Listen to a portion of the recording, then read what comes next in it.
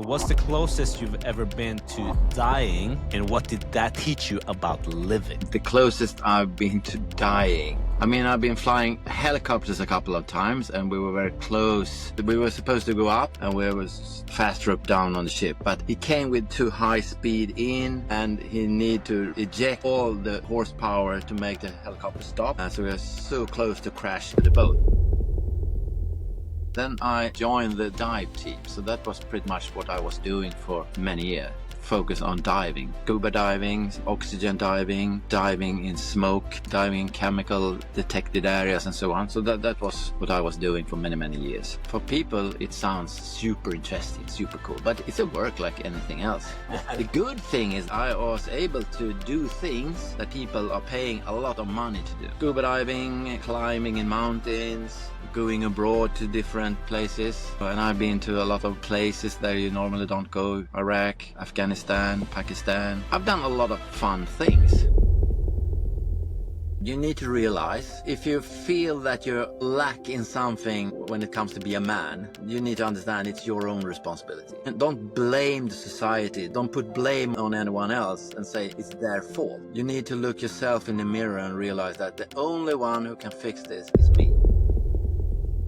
When I was about 6 years old, I just loved sex. I had my first girlfriend when I was 6 years old. I was deeply in love with her. Yeah, Ann-Kristin, fantastic. We were kissing 4 hours a day. We were hiding in a room. We did everything we could to explore sexuality. It was super fun. So I was early. Then something happened in school, and then I became a teenager. And I was so afraid of girls. What happened? I don't know, but I was sexually abused when I was 13. Ja, det jag kan säga också, att när som helst behöver du gå på toaletten eller avbryta eller någonting, så säger jag bara några fraser, så vet jag vart jag kan hämta och klippa det här, så blir det lättare för mig att söka upp det där. Okej, nu kör vi. Kör. It was windsurfing, vibing in a sick van with style and presence that made me go, this dude right here, he is the free dude lifestyle. And it turns out he used to lead the Swedish National Task Force. Yeah, like that's the Sweden's most elite high-risk police unit. But one day he walked away. I don't know why, and we'll find out here. And now he helps men reclaim their power, and not through force, but through compassion, presence, and radical truth. So this conversation goes deep. Let's dive in with Torbjörn Hellmouth. Let's fucking go. You ready? Yeah. Yeah. Was that me you were talking about? Yeah, I think so, and I hope so. It's always interesting to hear when someone introduces you. So what the fuck, is that me? It's hard to introduce yourself. It's so much easier to introduce others. Yeah, I agree. So thank you very much. I'm really honored. Yeah, I'm stoked to have you here because there's something special with your presence. And when I saw you, I also saw you like doing some crazy breathwork techniques on the beach. When I was like outside with the kids, I was like, this dude is up to something, because you are radiating so much like playfulness, joy, but also at the same time this calm. So I want to deep dive into your journey. And let's start off with a crazy question, because you've been in like a high risk type line of work. So what's the closest you've ever been to dying, and what did that teach you about living? Thank you for that question. The closest I've been to dying, actually I haven't been that close. I mean, I've been flying helicopters a couple of times, and we were very close. We had an exercise with Silja Symphony, the big ship. This is a long time ago. You know, where we have those old, very tall choppers with two rotors on, and we were flying on a very low height, coming in from the back on that ship, and the pilot. We were supposed to go up, and we was to faster up down on the ship, but he came with too high speed in, and he needed to eject all the horsepower to make the helicopter stop. So we were so close to crash into the boat. That was probably the closest I've been. Then I've been into car accidents. I've been shot at a couple of times. And the closest was actually not in the police force. It was when I was in Bosnia. It was a sniper who took a shot at me in Sarajevo. That's probably the closest, actually. So to be honest, it hasn't been that many times. One dive accident when I was diving. I was a combat diver in the police force. So an accident, because when you combat dive, you're breathing oxygen, 100% oxygen. And if you go too deep breathing oxygen, it gets poison. So it was very close to get poisoned by oxygen, and then you pass out. And it's not good when you're on 10 meters deep to pass out. But I managed to handle it, so I come up on a lower level and get my conscious back. So that is pretty much the closest. So, but having a sniper shooting at you is not like an everyday activity or an everyday thing that happens, you know? No, it's not. But yeah, it's a very long time ago, so I don't think so much about it. Yeah. Have you repressed that, or did you No, need to deal with actually that not. afterwards? No, actually not, because it was some sort of coincidence. Because they call it the Sniper Alley. I don't remember if you remember the Balkan War. There was an alley in Yeah, not so Sarajevo. much.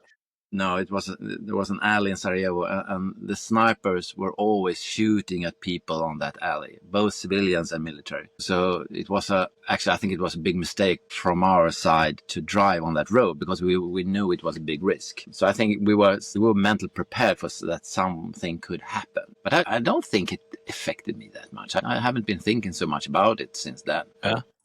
Yeah. Can you tell me about the story of how you became working with this line of work, like in the police force, the military, Yeah. and also like why did you stop working with it? Yeah, okay. So I can go back a little bit earlier, because when I grew up, I had no one in my family who had any type of experience when it comes to working in the police or something like that. I didn't know anything about it. So I was in the military, and this is early 90. So it was just after the Cold War ended. When the wall in Berlin fell, we realized that the military force is not the future, because a lot of the regiments in Sweden were closing the regiments and so on.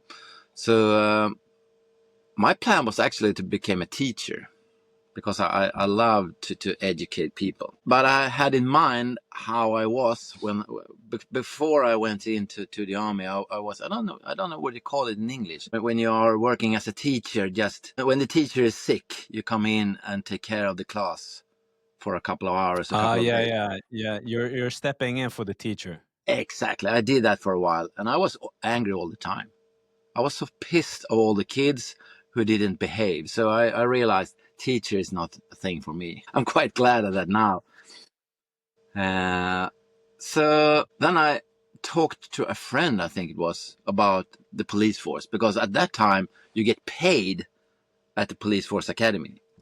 You get a salary to be there. So I think that's perfect. So I joined the police force 92, I think it was 93. It was amazing. And at that time, my goal was to become a bodyguard, because the king and the prime minister, they have bodyguards from the security police. And I met a couple of them when I was working at a restaurant, because the king and queen used to go to that restaurant. So I think looked quite cool, actually, to be a bodyguard, walking around in nice suits. So that was my plan, actually. But then I started my career in a police car on Södermalm. And then there I met a guy, Anders. And he had one goal in his life. That was to join the counter-terrorist unit. And I hadn't heard about it. I didn't know what it was. I was so not interested in those things. But at that time, compared to now, I was exercising a lot.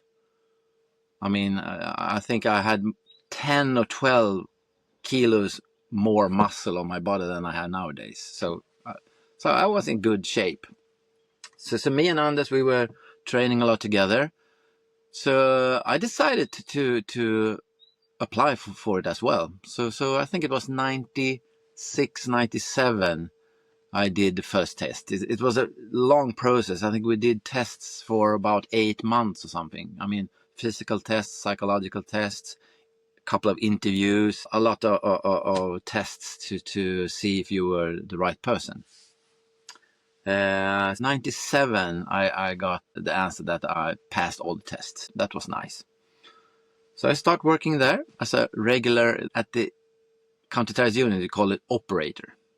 That's a regular dude in a team. So I started there, and I think I was working there in a team for a couple of years. Then I joined the dive team. So that was pretty much what I was doing for many years.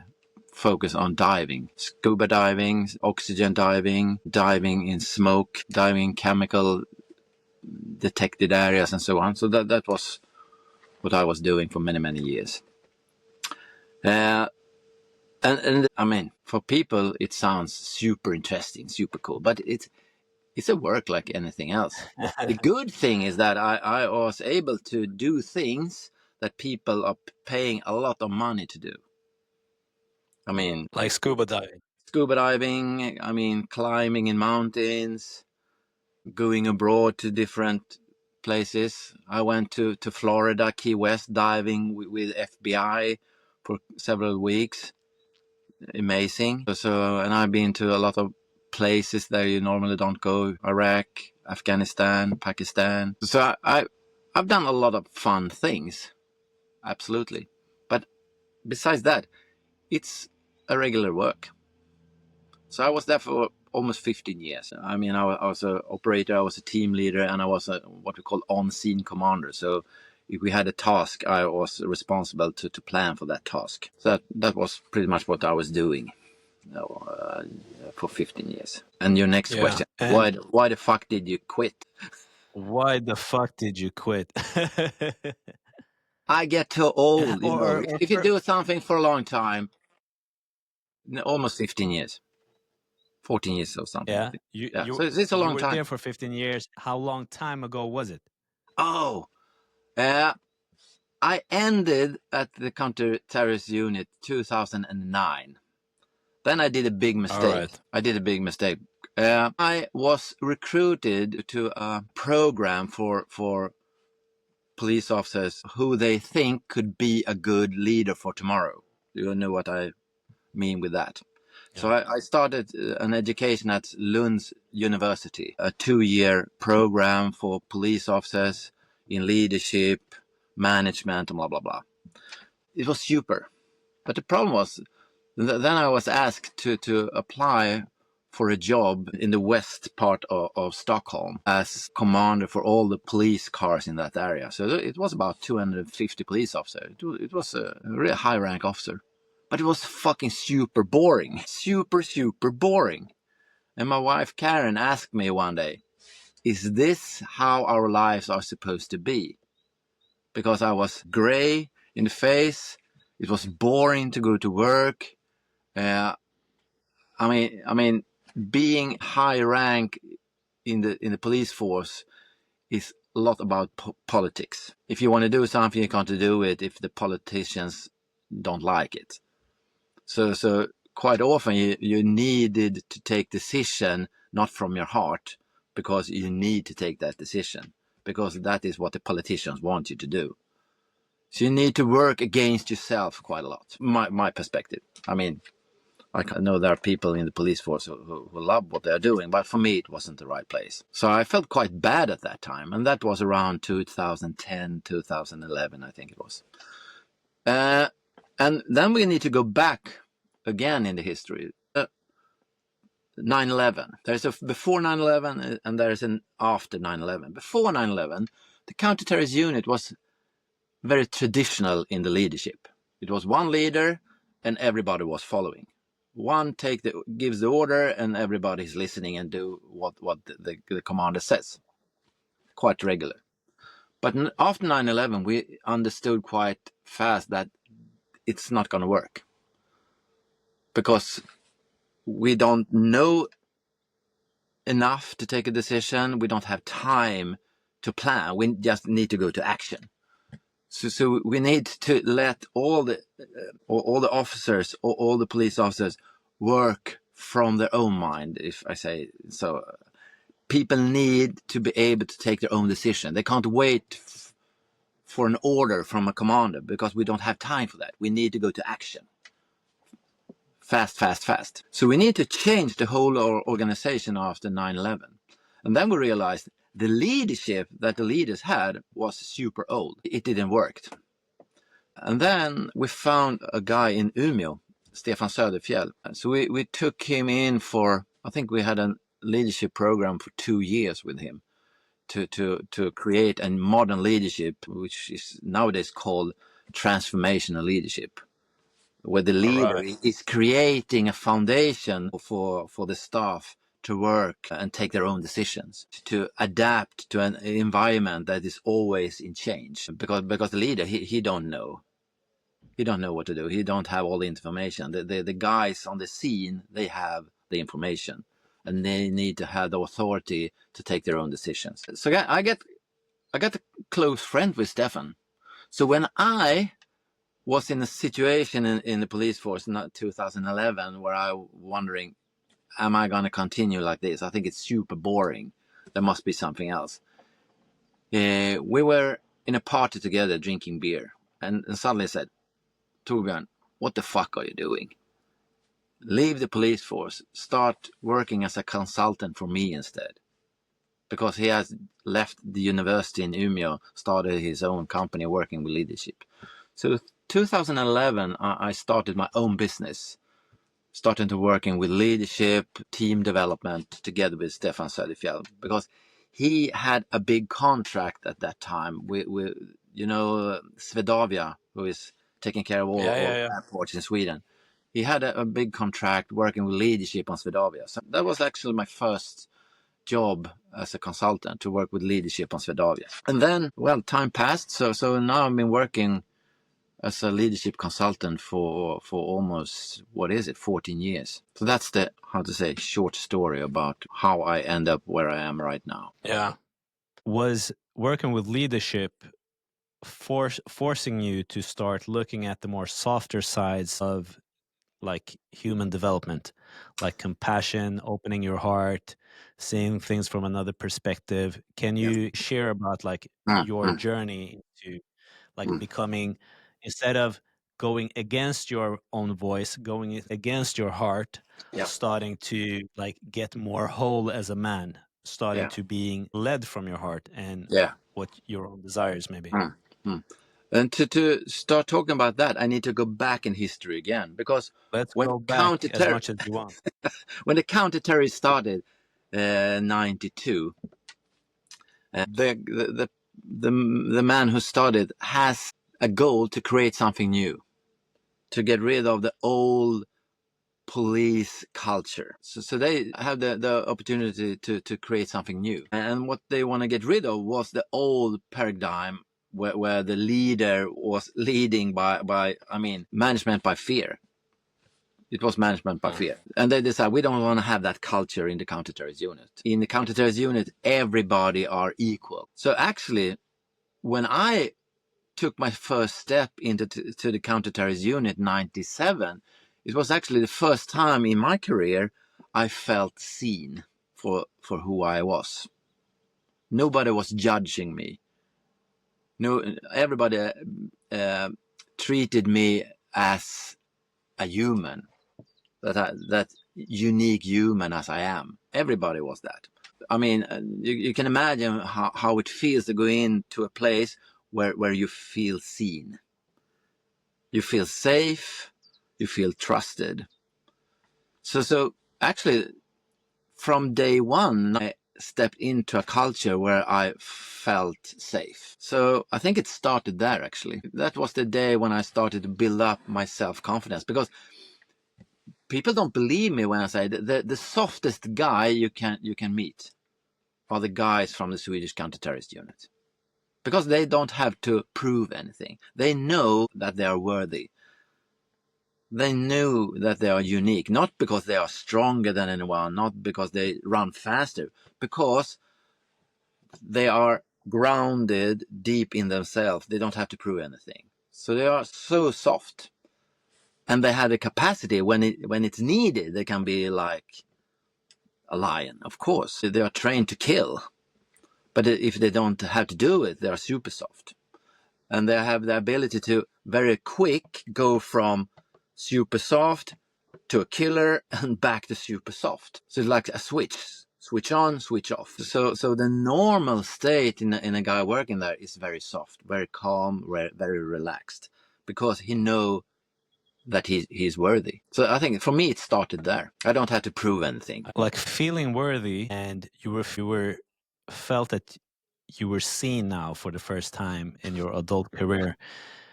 Like, how do you implement that at a workspace? Like, I can't see what you mean, like, practically. Like, how do you, like, get that sense of worthiness? Where does that come from? How can you implement that at a workspace?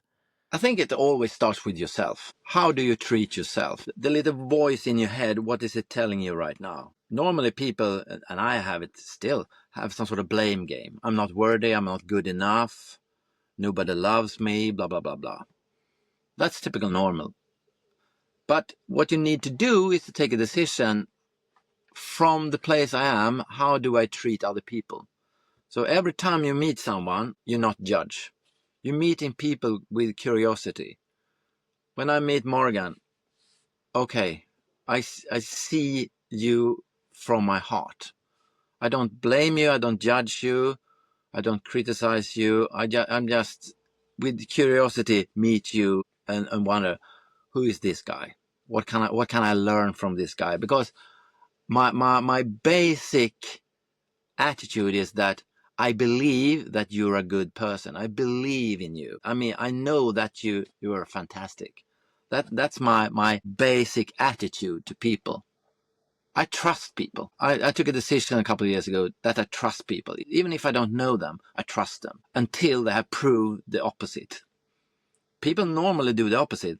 They don't trust people until they have proved that I can trust you. And it can take a long time. Fuck, you were right. Yeah, yeah, yeah. Let's adjust that. I've been playing Uh, around with a lot of gimbals, so uh, I only use like these static ones that are not yeah, but I take care batteries. of But this. So, you can so I think you can just it's like put it up on a book or something. fix that. But it's 100% about your mindset. Yeah, How do you show up in the world?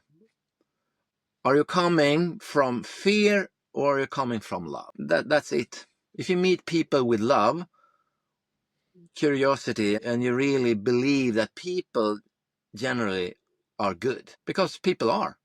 I mean, most people you meet, they're good guys, they're good people.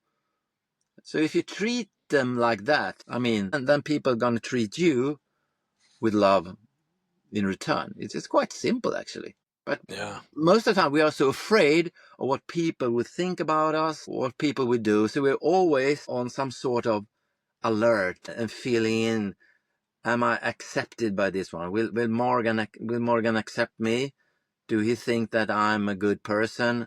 And then my nervous system is watching you all the time and looking for signs that there's something now that I'm telling you that you don't like. yeah. So if you have a self-confidence that actually I don't fucking care about what Morgan thinks about me. I know that I'm good enough. I know that I'm perfect. I'm not better than anyone, but I'm not worse either. So we are all good. We are all fantastic. If you can create that mindset and then go out and meet the world, it makes a huge shift. And of course, it's easier in a small unit like the counter-terrorist unit, where everybody is recruited, everybody has done a lot of tests to show that they are the right person to be there. Because it's not the fittest or the strongest who get in. It's the guy who is the most normal. I mean, you can always go to the gym and build muscles. You can always go out and run faster. But if you have too much issues in yourself, in your nervous system, it's difficult to get rid of. So actually, the most normal guys are the guys who is working out the counter-terrorist unit. So That's really interesting. That's really, really interesting. So you've been speaking about like the guys coming in, but you're also talking about like you can become this lion, you can become this killer, and you are like super soft. And I want to dive into like masculinity, your Mm, view on masculinity, mm, and if a functional, happy, fulfilled man was a mm. cake, if he was a cake, what ingredients would you put in this cake to create him into this like wholesome man? Ah, And you're the this is super chef. the super chef. Oh, this is so interesting because you're gonna get so many different answers compared to who you're talking to. But from my point of view, From your there's point of view. there's a foundation. As a man, you need to take care of your physical health. You need to take care of your body. Not much, but you need to do some sort of exercise because it's super important. Your body is built to be used. It's not built to lay in the sofa watching Netflix. You need to do some sort of physical practice. It's super important for your health. And it also builds self-confidence when you feel that I have a strong body, I can take care of my body, I can do things. It feels good. You don't have to build big muscles. It's not up to that. But you need to do some sort of physical exercise. Super important for your body. So I think it starts there.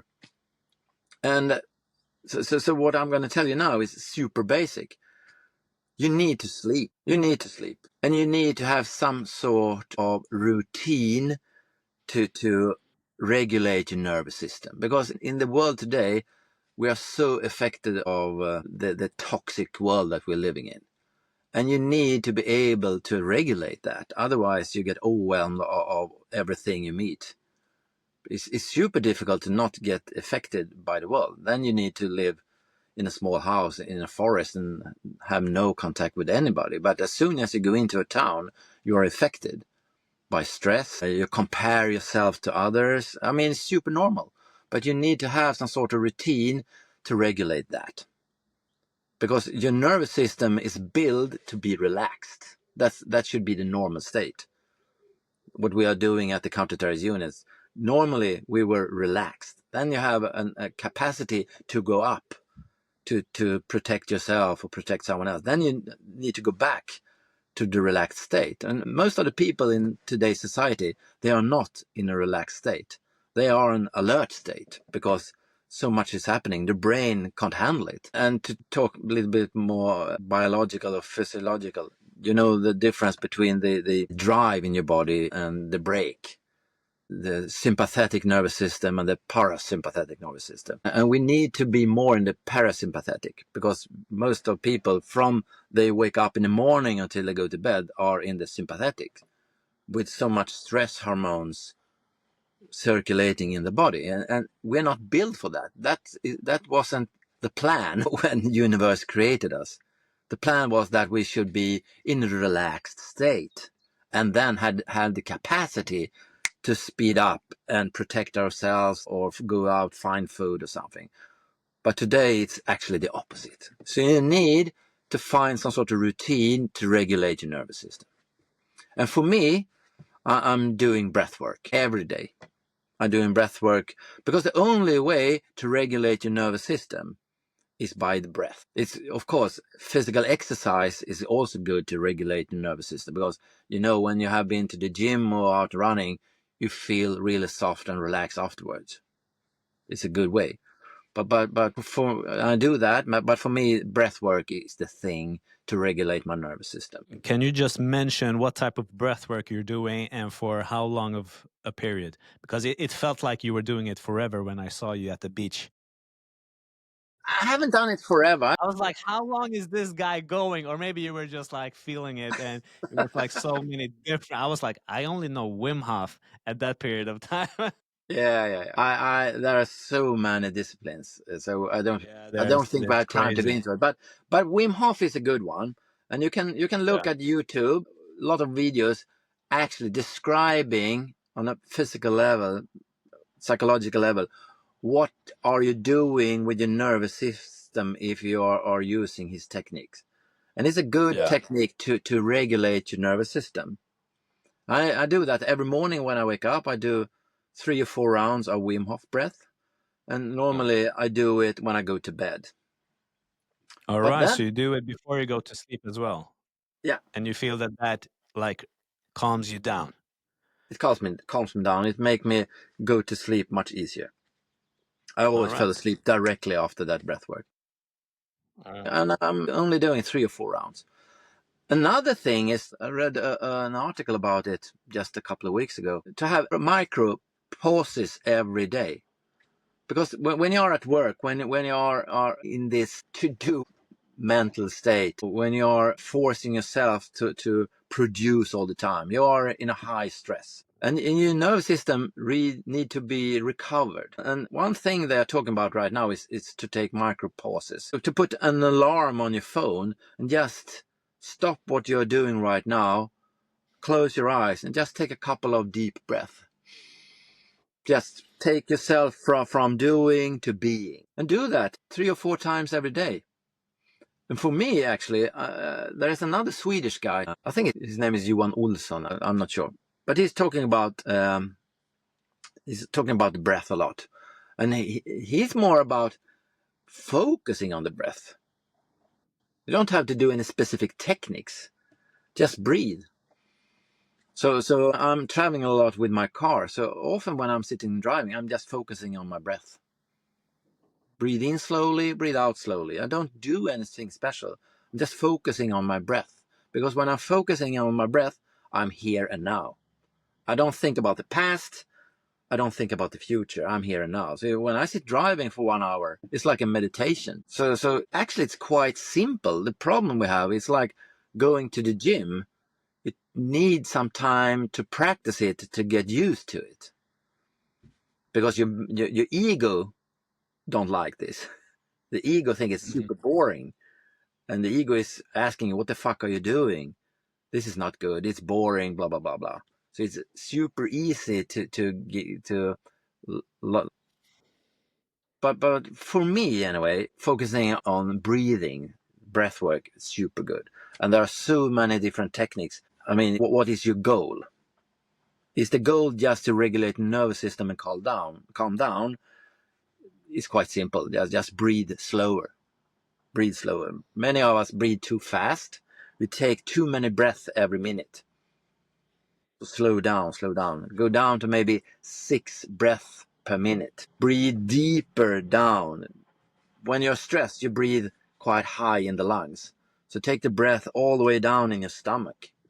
Breathe deep down in your body. So, but I mean, if you go into YouTube, there's so much thing to look at that to learn about breathing.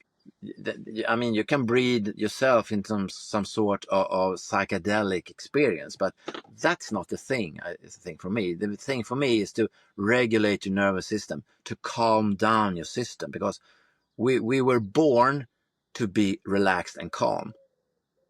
We are not born to be on red alert all the day. That actually kills us, because all the stress hormones that we circulate in our body because we are so stressed is killing us. That is actually the reason for a lot of diseases that we see in today's society, that we are so stressed over a long time or period. I mean, if you have those amount of stress in your body for 25, 30 years, of course you get sick.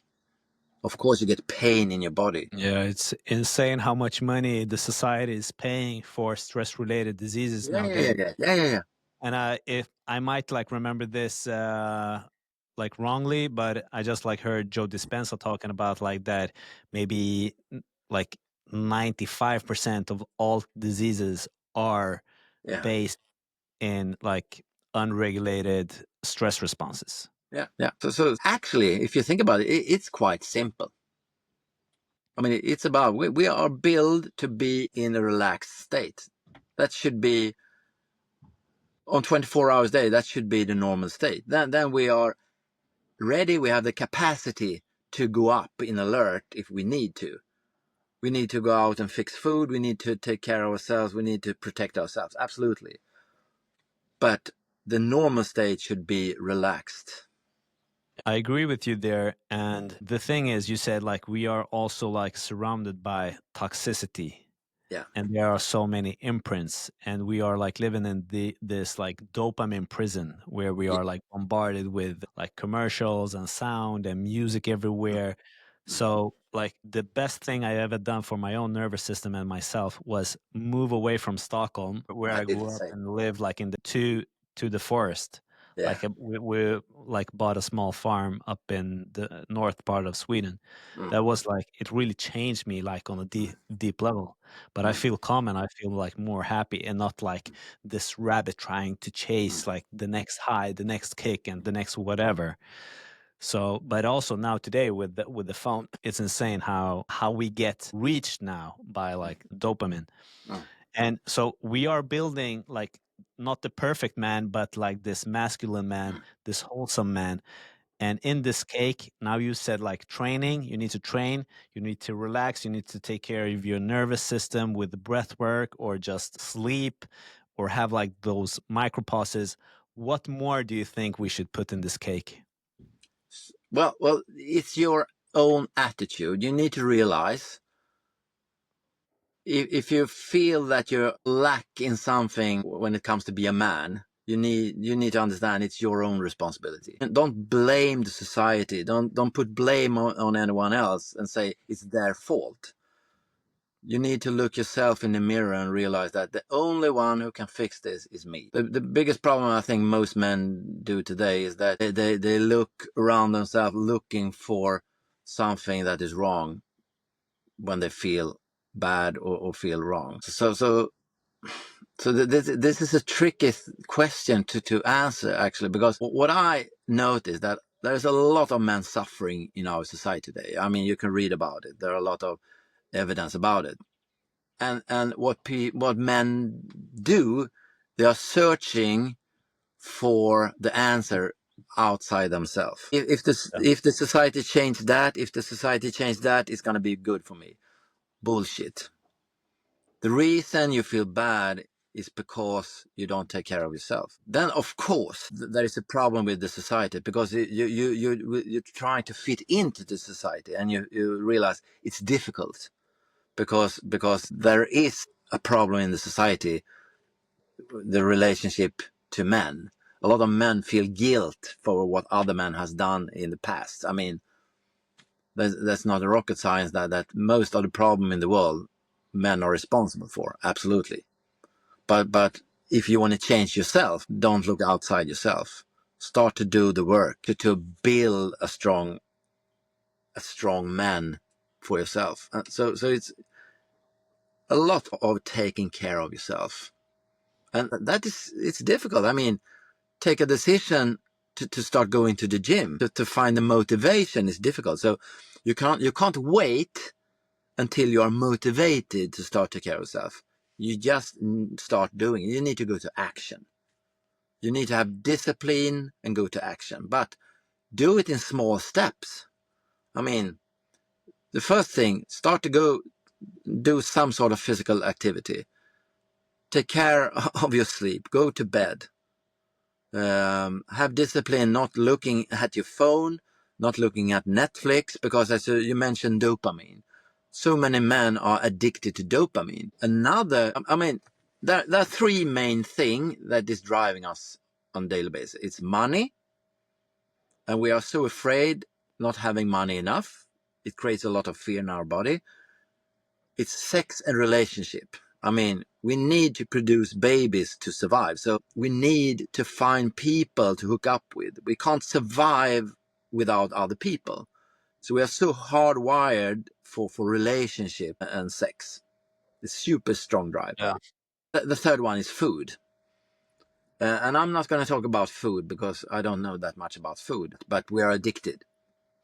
I mean, all the commercials when it comes to food make us eat bad food. So we are super addicted to food. But when we talk about money and we talk about relationships, so let's talk about relationships. For men, those two are the biggest problem that creates a lot of suffering in men, because we have some sort of idea that to be a real man, we need to have a lot of money. Money is status. We think that we're going to get girls if we have money. So what do you think about that? I say money is energy. Money is good, If money can help you create something, but you can't build your worth on money. I mean, money don't mean anything when it comes to being a man. Money don't make me a better person. It can help you to create what you want. That's good. But it doesn't matter for me if you have 1 crown or 1 million crown. You are not more worthy because you have 1 million crown, but you think you are. But you can interview how many millionaires as you want. They're all going to say the same. I'm not happier because I have money. But we think, if I just get that amount of money, if I just get that job, if I just get that salary, it's going to fix everything. But it's not. You're going to feel lousy. You're going to feel worthless, not worthy anyway. But because we are so hardwired when it comes to money, we have that false belief that money will save me, but it will not. But money is super important as an energy. And another thing that is super problematic for men is relationship and sex. We can talk about that for days. Yeah, And you we got mentioned, time. yeah, we I mentioned, love this topic as well. we will mention the dopamine. And the problem, if I give one advice to men, is stop watching porn. 100%. Stop watching porn. And why? Because porn is the perfect ingredients to produce dopamine. You get an arousal when you watch porn. The problem with porn is that to get the same amount of arousal next time, you need to look at something that gives a little bit more dopamine. And next time, a little bit more dopamine.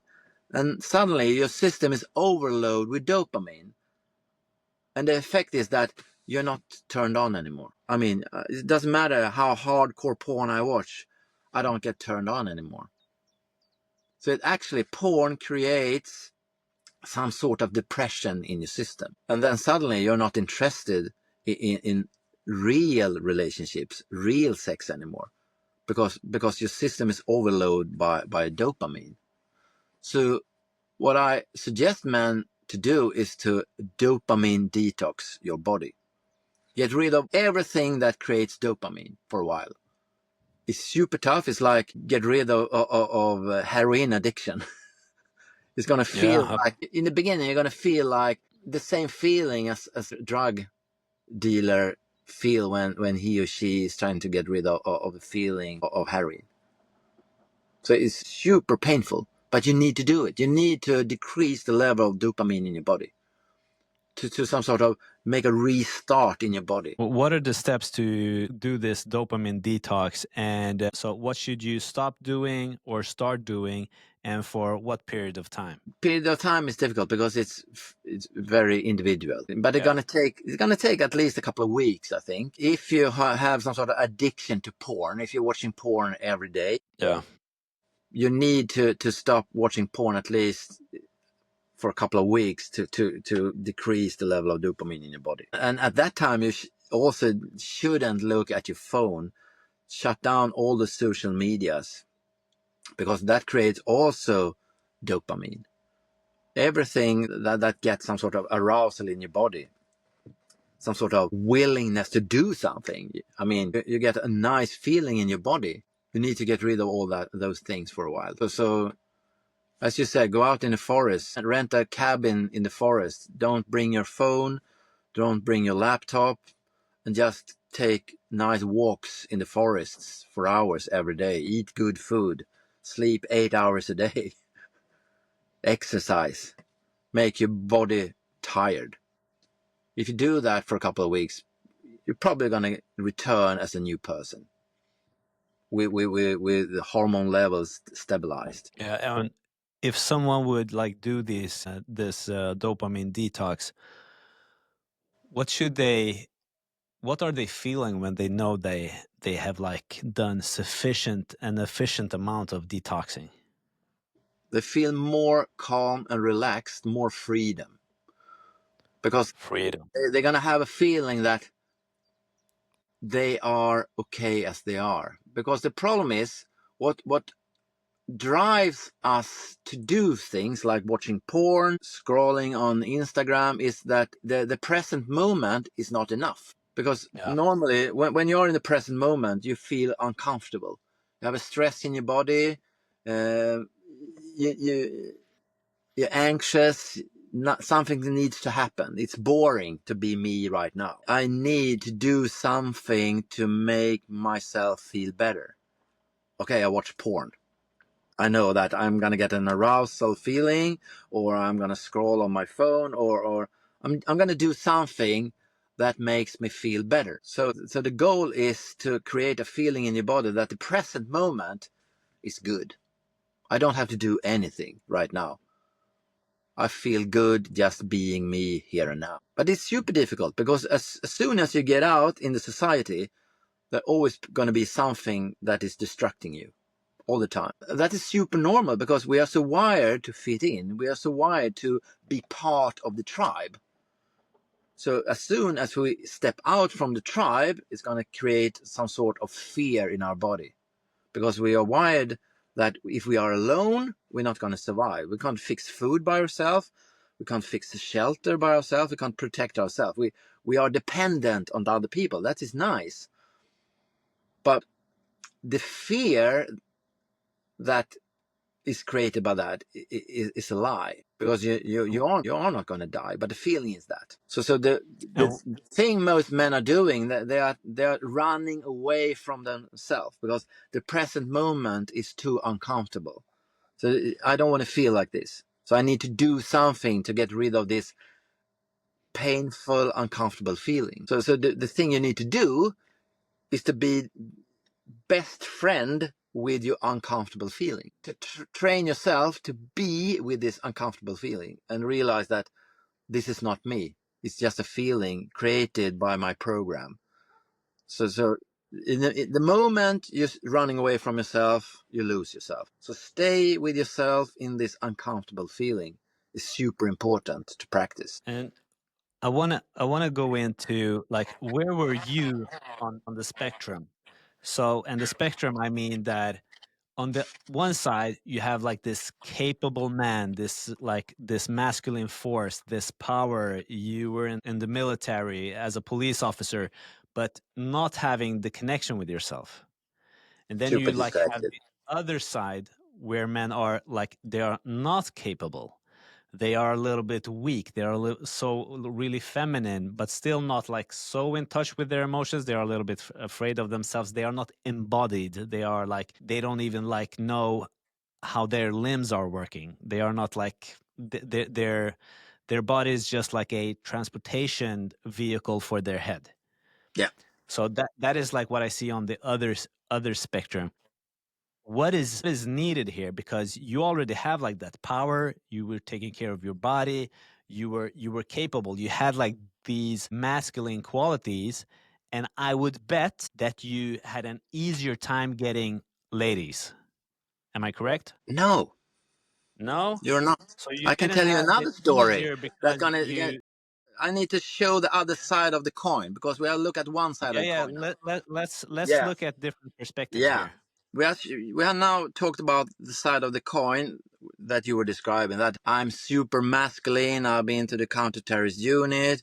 I was a fitness, healthy guy. Blah blah blah. Pretty much easy to get a lay with ladies. Blah blah blah. Now need to go back to my childhood. I Yeah. was a small kid, problems in school. I couldn't read, bad mathematics. So I always I was the guy who get extra help. I need to get out of the classroom, go away with Inger. Inger. Yeah, I was the Yeah. problem guy. I was a nice guy, but I not say I was stupid but it took long time for me to learn things. Yeah. I don't think I had dyslexia or something. I mean, today I read quite good, but it took time for me. I was born in December, so pretty much I was almost 1 year younger than my classmates. Yeah. I mean, a guy born in January, he was 1 year before me. So probably have an answer there. But I had problems in school. Usually when I am a keynote speaker, sometimes I used to tell this story. When I was about 6 years old, I just loved sex. I mean, All right. I had I had my first girlfriend when I was 6 years old. I was deeply in Really? love with her. Yeah, Ann-Christine, fantastic. Yeah. We were kissing 4 hours a day. We were hiding in a room and just we did everything we could to explore sexuality. It was super fun. So I was early. Then something happened. I think it happened in school, and then I became a teenager. And I went super anxious. And I was so afraid of girls. So you were right in one point. It wasn't easy for me to attract girls, but I was Yeah. super scared because What happened? I don't know, but I was sexually abused when I was 13 13. by a bunch of guys. They A forced bunch me of to, guys. yeah, 5 guys forced me to do sexual activities with them. But Yeah. And how I old were managed they? to, sorry, How old were they? they were just a couple of years older than me. So I was the Oh, yeah, youngest, yeah. of course. But if I was 13, All they right. were 14, 15, like that. Yeah. But I managed to run away. So I think it's not a deep trauma in me because I was able to escape. But of course, it affects me a lot.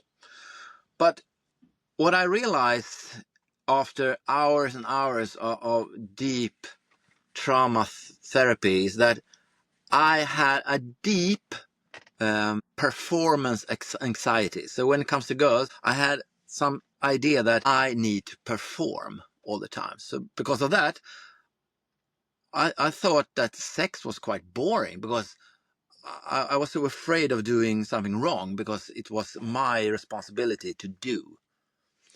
So I didn't have any girlfriends when I was a teenager. I always said no, always no, because I was so afraid of didn't perform and doing the right thing. So actually, I think my first real girlfriend was when I was about 24.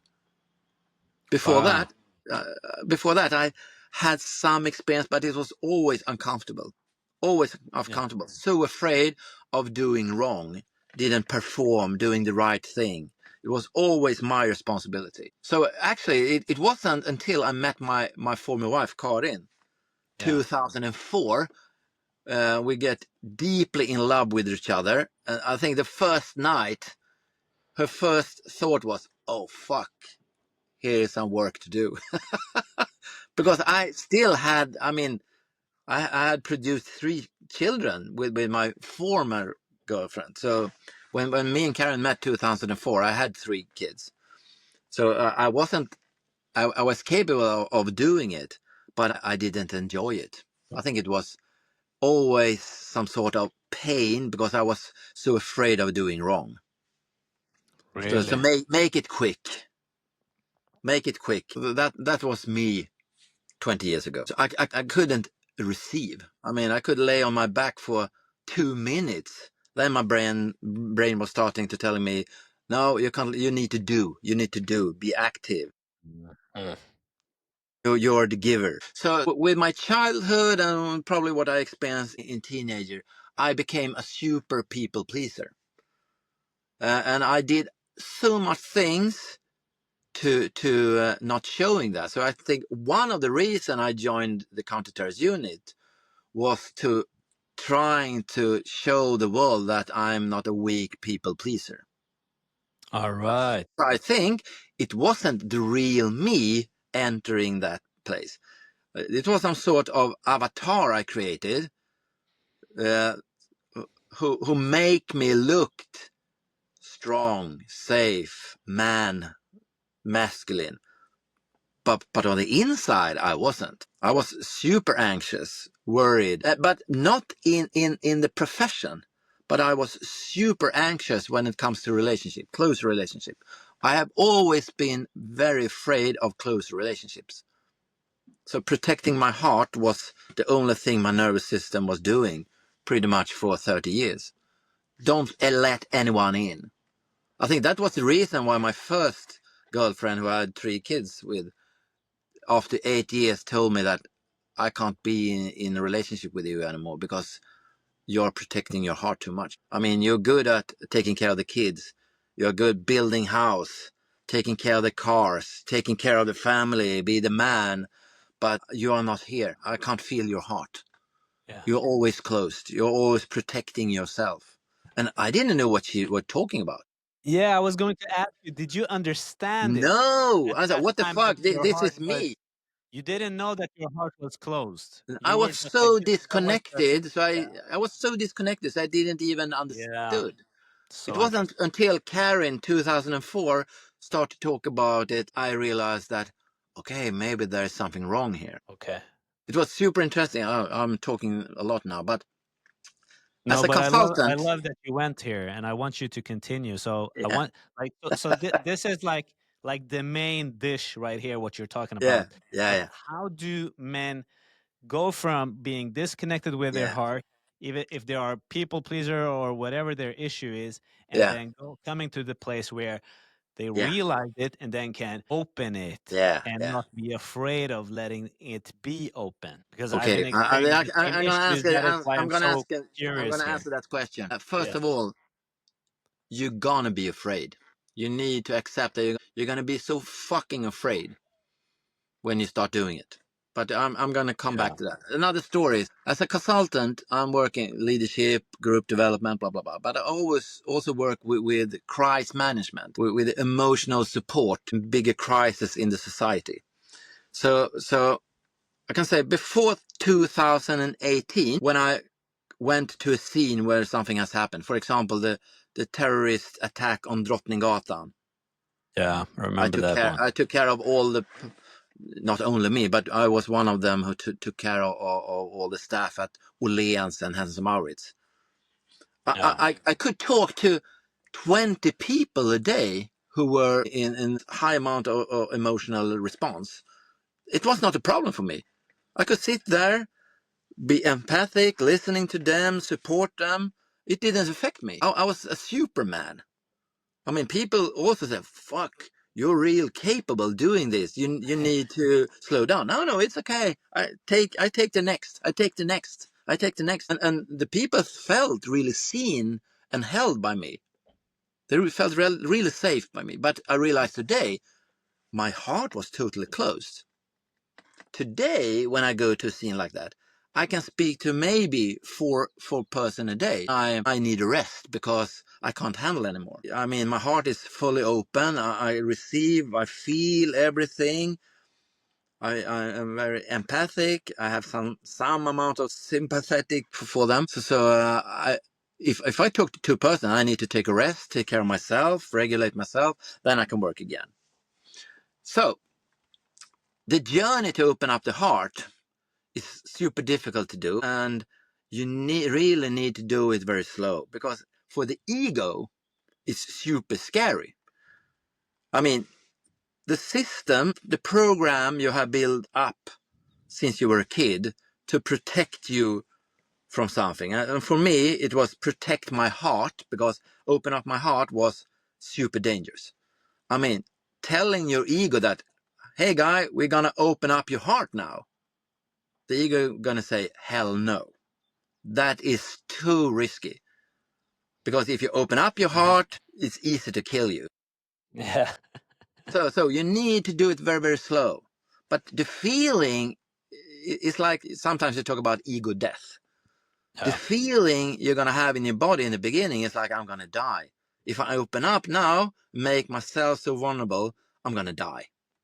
And that is what most guys are so afraid of feeling, because they are so programmed since they were a child, since they were a kid, that open up your heart, that's not what men do. To be a real man, you need to have this shield.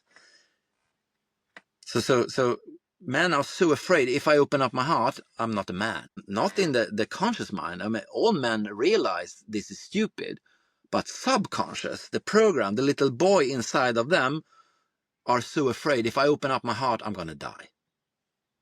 It's like killing myself. That's how it feels.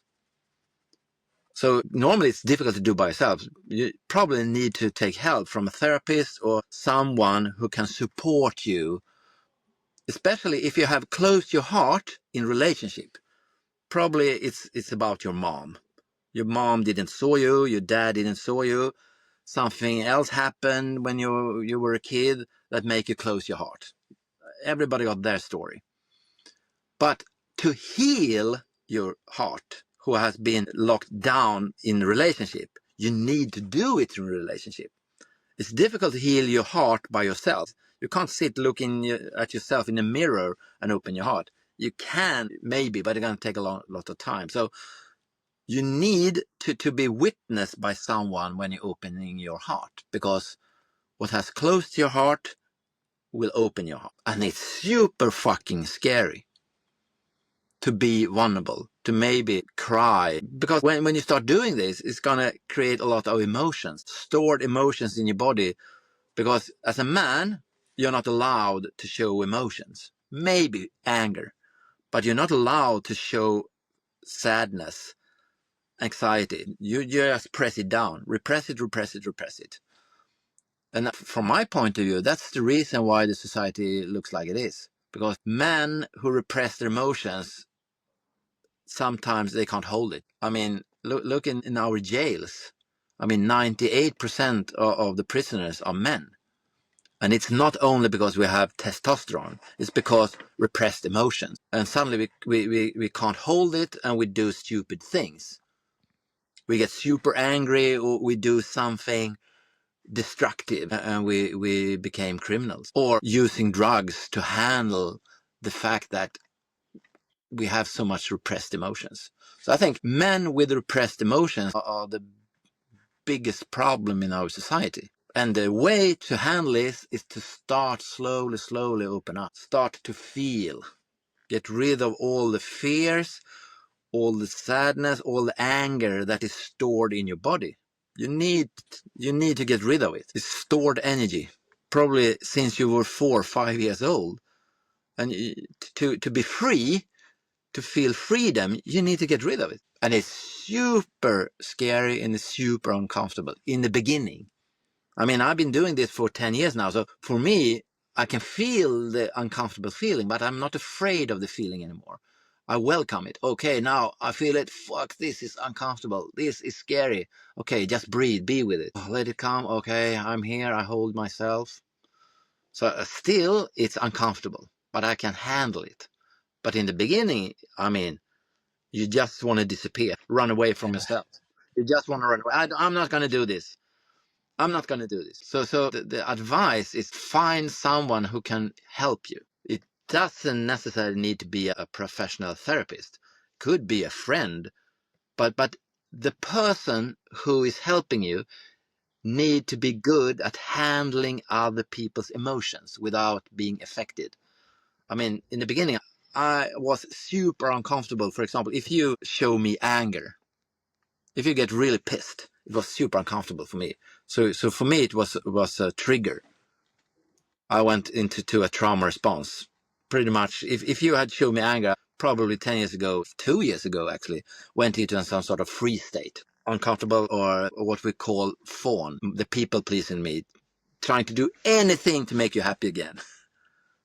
Can I give you candy? Is there anything I can do for you, Morgan, so you stop being angry? I'm willing to do anything to make you happy again. The super people pleaser. So I made that to my mission in life, to be the guy who make people feel good, because I was so uncomfortable if you were sad, angry, or disappointed with anything. So the other side of the coin is not that super duper masculine guy who can handle everything. It's a very, very sad, anxious little boy trying to be accepted and loved by everybody. Yeah, I get that. Thank you for sharing your story so openly, and we really appreciate But that. the reason why I share it, because I think there are so many men out there with the same story. Yeah, All those yeah, small, sad, anxious boy. I mean, look at, probably I'm going to get a threat now, but look at Hells Angels.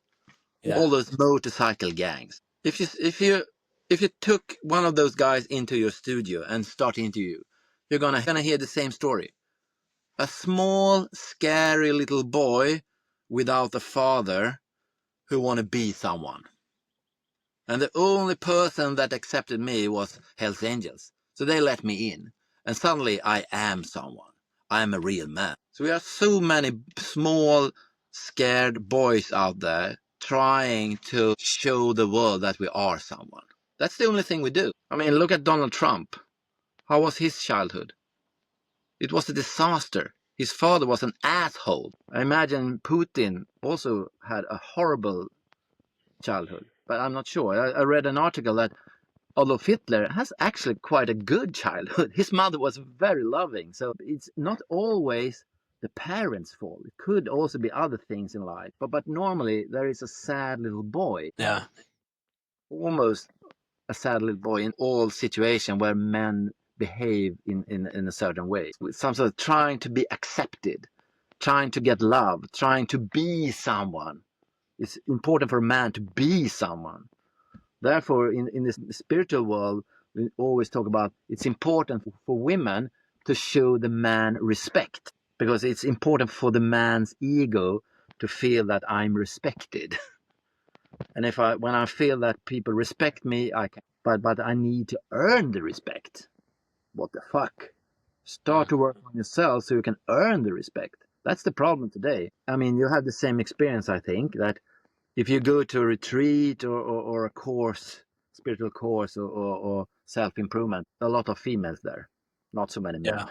Yeah. Because men are so afraid of doing the work because it's so fucking painful, because we're not trained for it. We are trained to repress everything.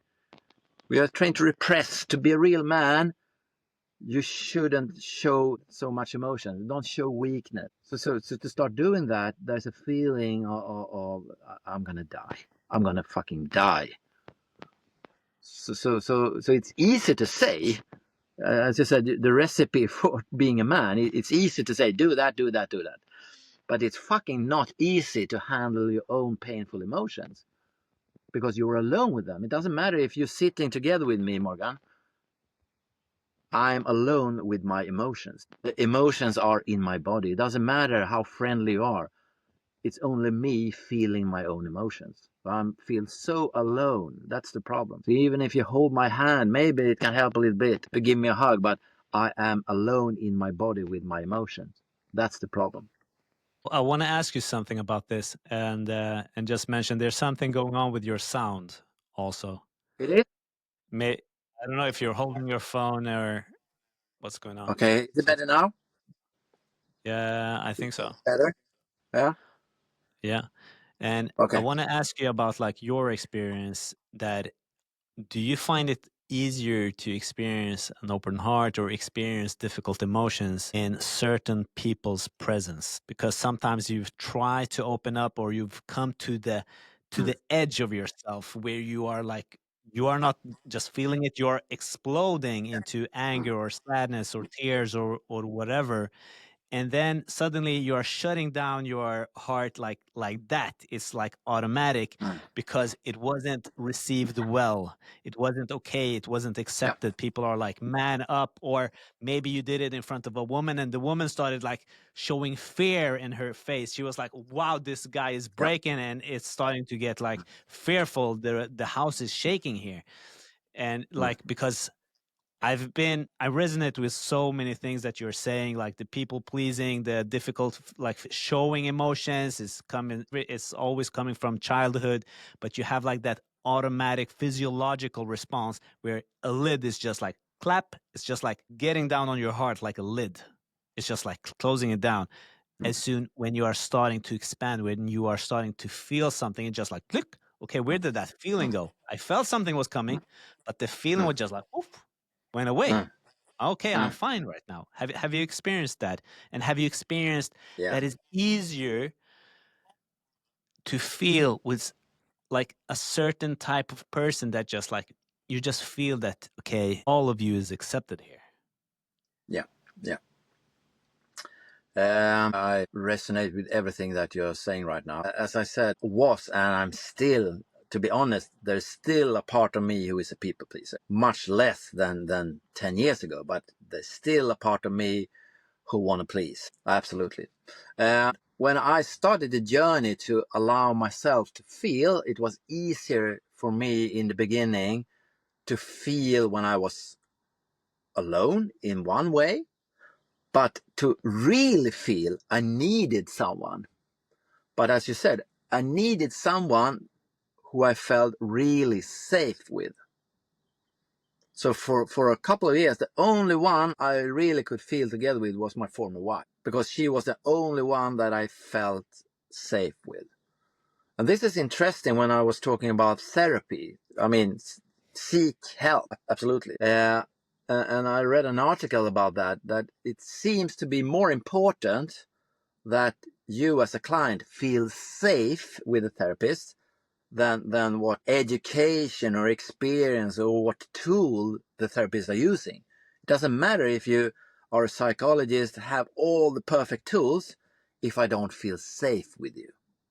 If I Wow. don't feel Yeah. safe, Super interesting. I'm not capable of open up. So actually sometimes it's better.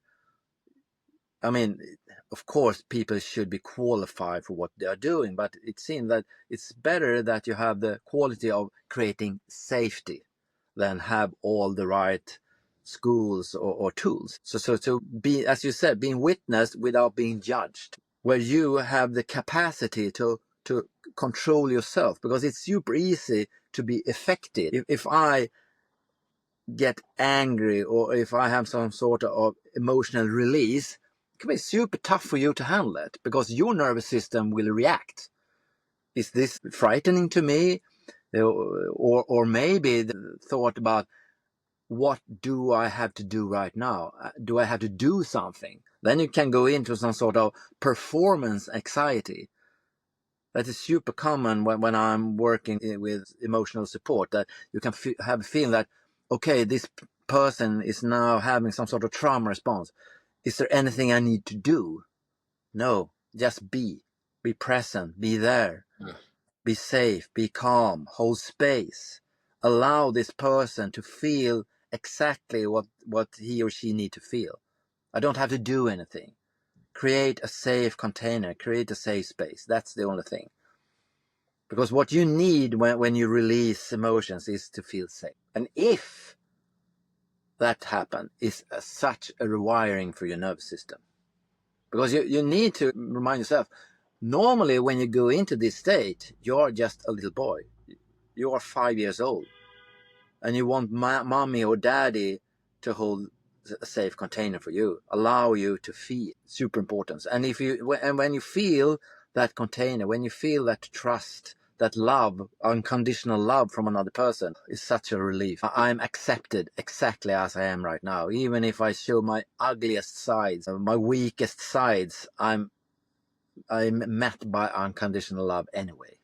That feeling is what we want to create. I am accepted exactly as I am. I don't have to be something special right now. I can just be. But that's hard. That's hard. Do you remember a moment where you had that space where you tried for the first time to speak about something that was difficult or show a side that wasn't so pretty, a Yeah. side that maybe was more ugly or was unknown for the other person? Do you have like such a moment you could share? Yeah, absolutely. I was capable of doing it together with Karen for several years, but no one else. And I remember in the beginning when I start to go to Humlebeck, for example, in the beginning I was always the cool guy sitting there saying the right thing. I wasn't able to show the real me, to be authentic.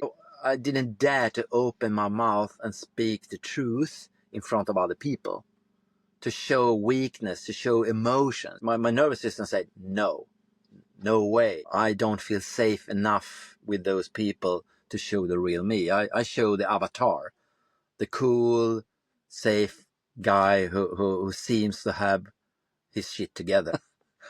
So I think the first time was actually Mia's leadership course, Modigt ledarskap. I think that was the Yeah, first Mia time Glendal. Yeah. I dared to open up a little bit more with people that I didn't felt safe with.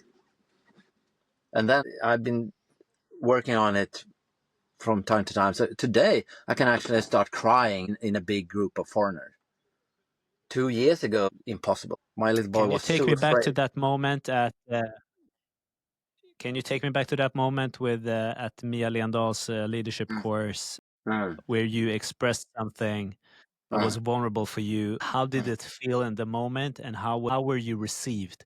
And mm. after being received, did that like enhance your ability to be Yeah, more absolutely. expressful or share even Yeah. more? So as we talked about 1 hour ago, the taking off layer after layer. So if you take off a layer and make yourself more vulnerable, if people meet you there without judgment, if they meet you with unconditional love, you get some sort of proof that it works. And you get a proof that I can show the real me without being judged. And that's some sort of rewiring feeling in that. And then you got to prove that it's okay to be me. It's okay to show the real me. And then next time you take another layer, and if you've been met there with unconditional love, without judgment, you get the proof again that, okay, I can show even more of me without being judged. Because the judgment is only in your own head. You have a false idea that someone's going to judge me. It's so funny. Karen she has asked me so many times when I say, oh, I'm so afraid of showing the real me. I'm so afraid of being judged. Okay, who can you tell me who gonna judge you? Of all the people you know in the world, who will judge you if you show the real you? And I said, maybe none. So it's just a false idea I have in my head that if I am authentic, show the real me, no one will love me. I'm gonna be judged. But when I being asked about it, is it true? The answer is always no. Yeah. No one gonna judge me. I know that, but the program in me says I'm gonna be judged. No one gonna love me. If they see who I really am, nobody gonna be with me. Nobody gonna love me. But on the same hand, I know it's not true. So the old program is very, very strong. I mean, my mind, my conscious mind, know what that is not. For example, it's not scary to tell the truth. It's not scary to be angry. But the automatic program in me holds me back because I have a false idea since childhood that I'm not allowed to be angry. I'm not allowed to cry. I'm not allowed blah, blah, blah, blah. I'm not allowed to be vulnerable. I'm not allowed to be authentic. So it's super interesting. But the only thing is to be aware of it, to realize, oh, now I feel that uncomfortable feeling again. And ask yourself, is this true? Is this feeling I got now? When I'm looking at Morgan, I see that Morgan he think I'm super boring right now. And I've got an uncomfortable feeling that this podcast is boring. Is it true? In my conscious mind, no, it's not true. Okay, then I can handle my uncomfortable feeling and say, okay, the old program is telling me something wrong. I don't have to listen to this old program because conscious, I know that this is not boring. I can see that Morgan nodding his head and he seems to be quite interested about what I'm talking about. So I don't have to listen to the uncomfortable feeling. But 10 years ago, I probably had reacted on this uncomfortable feeling and start to get nervous, sweaty, and fuck, this is bad. I'm so bad at this. My English is bad. I'm boring. No one is interested in what I'm talking about. And suddenly I probably had became super boring because I went so Super anxious. self-conscious, yeah. Yeah, exactly. So I created my own reality. Yeah. Mm, yeah. So about like releasing trauma, and I bet you've done a lot of work with that.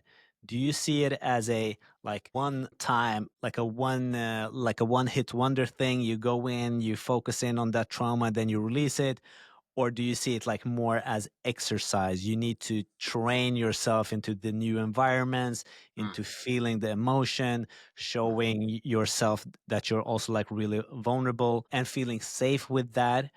Because as you've been speaking, because you were for such a long time in the law enforcement, that this avatar, this strong figure, was something you maybe like been hiding underneath or hiding behind, that you don't like, and after a while you stop noticing or stop knowing the difference between yourself, your emotions, and this idea that you have of yourself.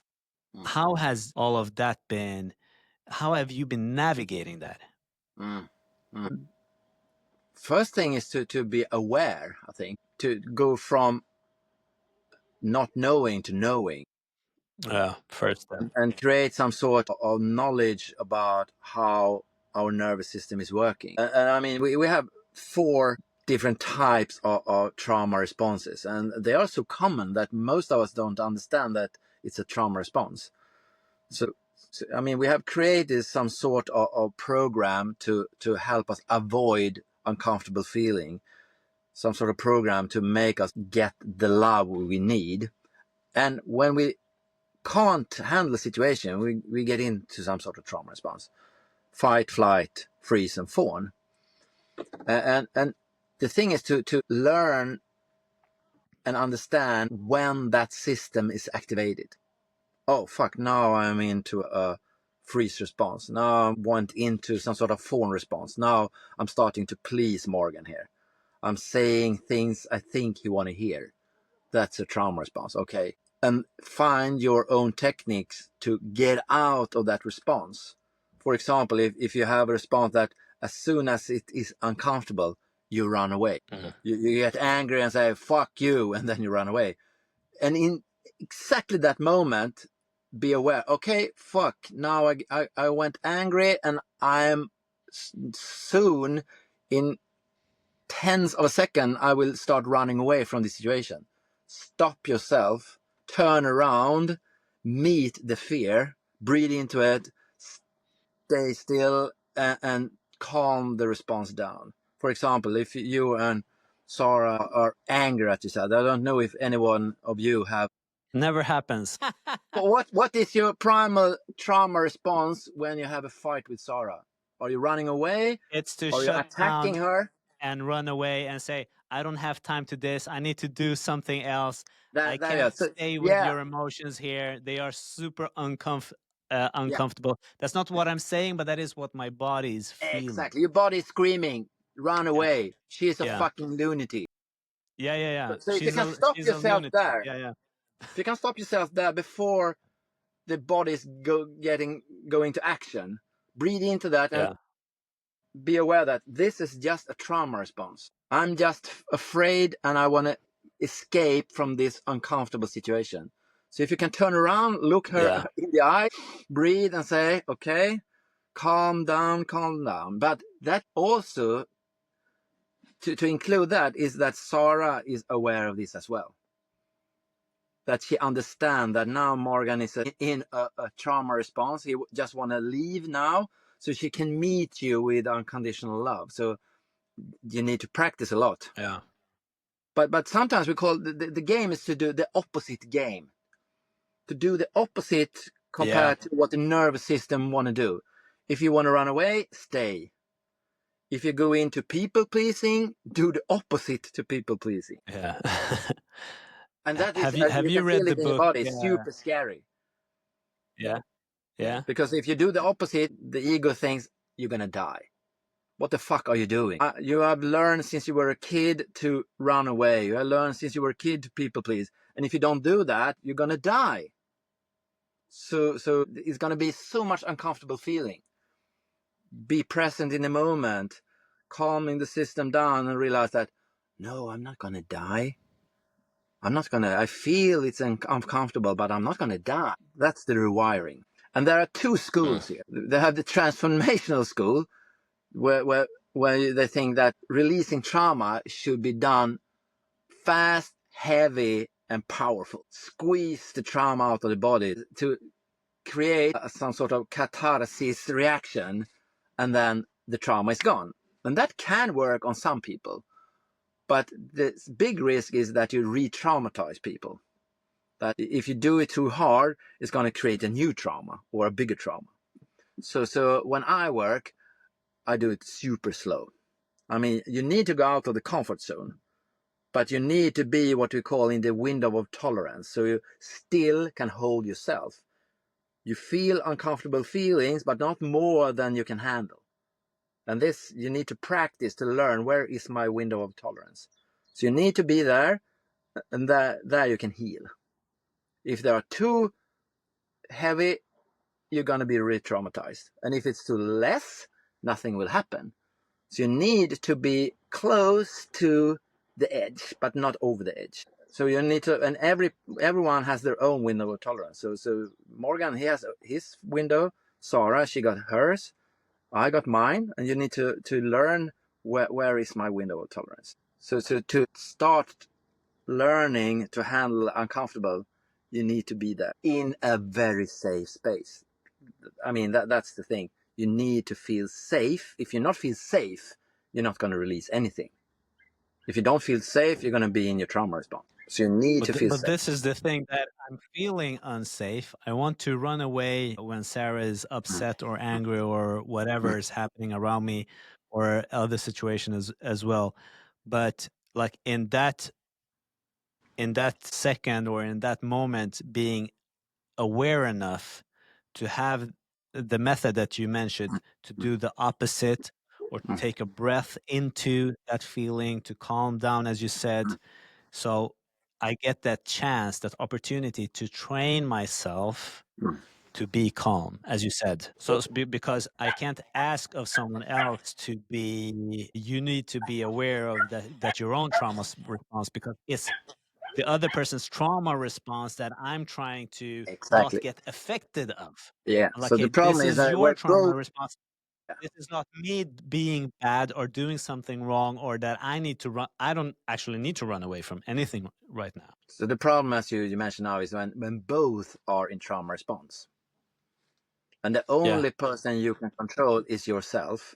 So if you can be aware that, okay, exactly. I am in a trauma response, then you can also ask yourself, this situation me and Sarah is in right now, are we going to die in the situation? Probably no. If she's not going to grab a knife or trying to stab you, but I don't think she do that. So make yourself aware that the feeling in my body now is that I'm going to die. I want to run away. But ask yourself, is it true? No, it's not true. And then you can take a decision. Okay, but I'm going to leave anyway because we can't solve this problem because she's in a trauma response and I was. So I'll leave and I'm going to come back.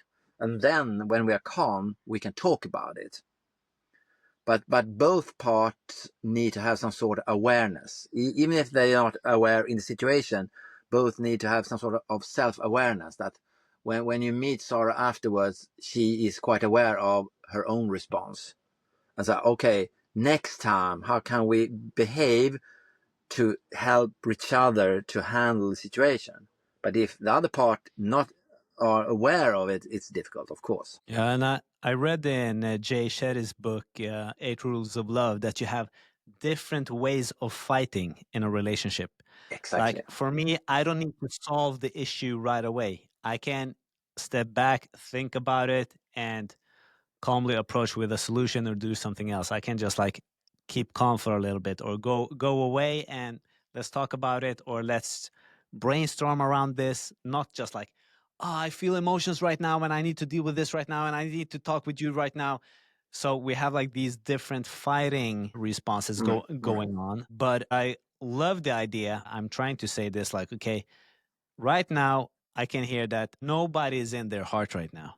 Can we just like pause for a moment, breathe into the heart like 5 minutes, and can we like talk to each other when we're cool? Doesn't always work, but if I'm Quite often. aware enough to mention it, it works every time. But you have to, it's what you are leading into, that you need that awareness to change and be like Yeah. to not have that response just go on autopilot. So I mean, this is super difficult. But the biggest thing is, as you mentioned now, to be aware that okay, now I or my partner went into a trauma response, and what you describe sounds amazing. I mean, be aware that okay, we can't solve this now. We need to calm down. So the best thing is maybe to you go in that room, I go in that room. Let's meet in 15 minutes. and see if we are calmer. Because we can't discuss when we are in a trauma response. It's impossible. I think that's a good solution. Yeah. Can I share a radical idea with you? Yeah, of course. So, and hope you're okay with this. I will edit this out if you're not okay with this. And that you have recently divorced. Yeah. So you recently divorced. Yeah. And I read a book about parenting that's called Hunt, Gather, Parent. And on the back on this book, it said 99.99% of the whole of human existence has not been the nuclear family where you're just like people and you have your kids.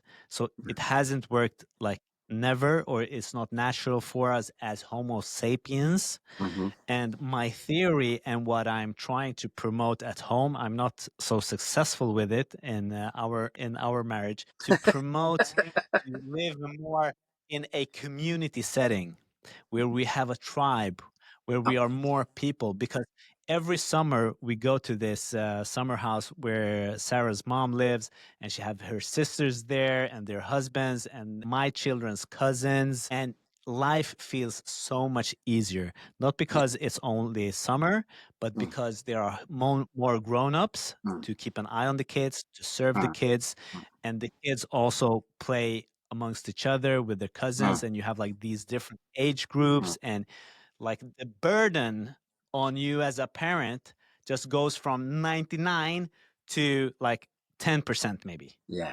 And there I feel like the ableness to expand and just like look at my wife or express love, or I can do something of appreciation instead of being in this doing mode like 24/7. Okay, you need milk and you need some water and you need to change your clothes and you need to brush your teeth and you shouldn't hit your sister and you shouldn't hit your brother. That this action packed life all the time. So being in a community instead of these, like, of course we can be in a monogamous relationship if you want to, but this is like the radical idea that I don't think is so radical. I just think it's natural. So I want you to just like express your thoughts about this. Thank you for asking. This is a huge question. But first of all, my opinion is that you're not radical at all. All I right, think thanks. we don't have to go back more than maybe 150 years. I mean, Homo sapien has been on the planet for many thousand years. And I mean, the last 10,000 years we have been in the agriculture business. So, I mean, go back 150 years. How was it for a kid? Pretty much living with parents, grandma, granddad, other people. Look at Emily Lönneberga. That was how it was. At least 4, 5, maybe 6 adults who were helping the mother and father to take care of kids. As you mentioned, how it is at your Sarah's mother's summer house. So I think that's how we are supposed to live our lives, in some sort of tribe. We are not wired to live alone. I don't think we're wired to live in fixed couple without any other persons around. We're not wired to live in our own apartment, go to work from 8 to 5. That's a construction in our society. We're not meant to live our lives like that. You mentioned our divorce, and I can go back. We realized, I mean, we were happily married for 12 years, I think. After 12 years, we were sitting, I remember the moment, we were sitting having dinner, talking to each other, looking in each other's eyes, and ask each other at the same time, is this it? Is this how our life is meant to be? Because we don't have any tribe. We had the neighbors who were quite boring in a house outside Stockholm.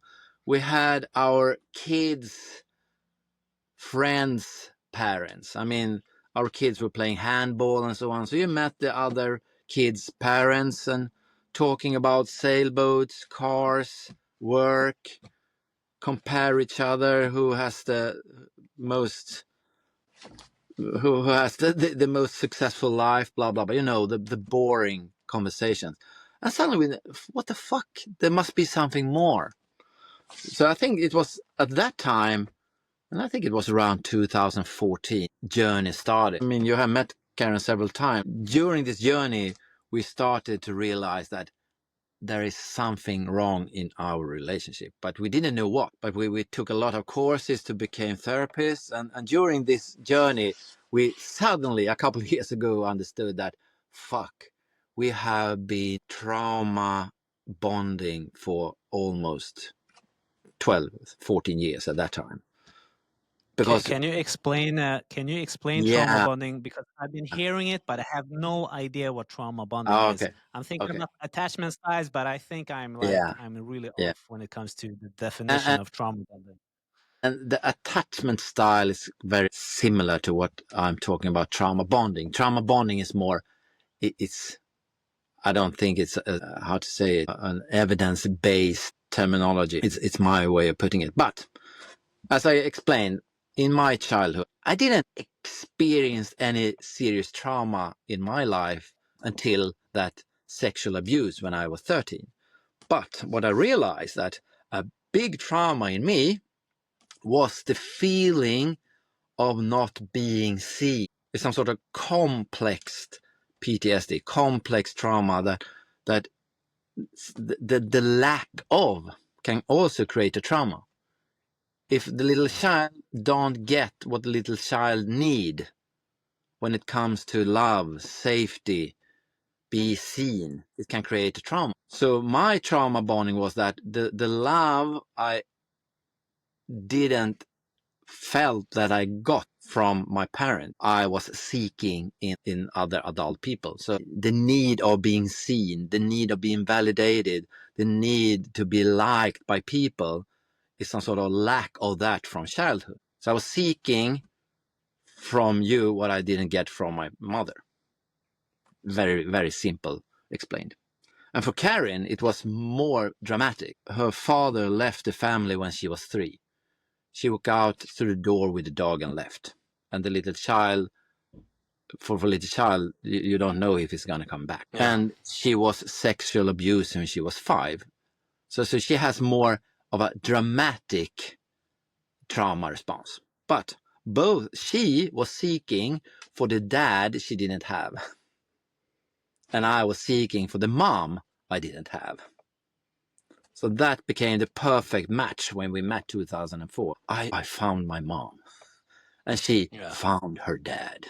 It felt so good. But we didn't understand it. I mean, we were deeply in love. I never felt like that in my whole life. It was like coming home. But year after year after year of exploring and investigating, we suddenly 2 years ago realized that, fuck, we have been trauma bonding the whole marriage. And it was so painful to realize, and also so painful to realize that it's super difficult to get out of it. Because, I mean, we have been together for 20 years. To change behaviors, to start doing something different when the other person is so close every day is super tough. Hardly impossible, especially for me, to not people please to get my mother's love.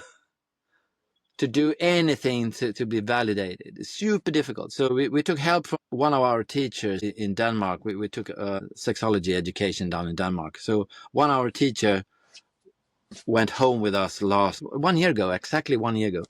And we had therapy for 3 days. Single, couple therapy, bam, bam, bam, until we realized that, okay, now we understand there is no other way. We need to break up this marriage because we are not capable of starting to do the right thing because our little childs are so traumatized that we need to heal before we can. We are not capable of being in a relationship because as soon as I am in a relationship, I lose myself. Because it's so important for me that you feel safe in our relationships. I'm willing to do anything to make you happy, make you safe. Because I want you to fill my cup, because I can't fill my cup. So now I'm in a situation in my life that I need to start to take care of myself. I need to start love myself, so I don't need anyone else. And that doesn't mean I'm going to be an eremit for my whole life, but I need to start take responsible for my own needs. and not make you responsible for that, because that was the problem. I made everyone in my life responsible for filling my cup, validate me, make me feel loved, make me feel whole, make me feel as a good person. So in one way, I was manipulating people to love me so I could get what I need. Sounds fucking unsexy, but that's the truth. So now I need to do it for myself until I trying to get in some sort of relationship again. Maybe I'm not so interested in it, but both me and Karen now, we really need to find ourselves, and that is super hard, super painful. Because if you your whole life, I mean, I'm 56 years old now. Since I was a small kid, I've been doing anything to be validated by people around me so I can feel good, because I wasn't capable of doing it myself. And I think I have read some studies about it. This is super common. This is what people do. I don't know how your story looks like, but in the beginning, you get in love with someone. You feel amazing. Woo. I mean, you don't want to do anything except be with that person 24/7 for about 6 to 8 months. What's happened? I break up. Sometimes you do that because That you don't was my feel that much. pattern. Yeah. Because you were addicted to that feeling, Yeah. and then when you couldn't get what you want from that person, you broke up and found a new person that could give what you want. Yeah. For 7 Because months. Yeah. because you expected someone else to fill your cup. You're searching for someone who can heal you, who can make you feel good. So this is super interesting. I think that is what we call love. The seeking for someone who can fill your cup, because you are empty without other people, because you haven't got self-love enough. So the This healing brings journey is to start to love yourself, so you don't need anyone. So you can say that you are capable of give yourself love, and if you meet someone, it's just the dessert. It's fantastic to be with someone else, but you don't need. So even if that person leaves you, your life is not over, because you have already what you need inside you. And that could be super triggering for someone who don't have it.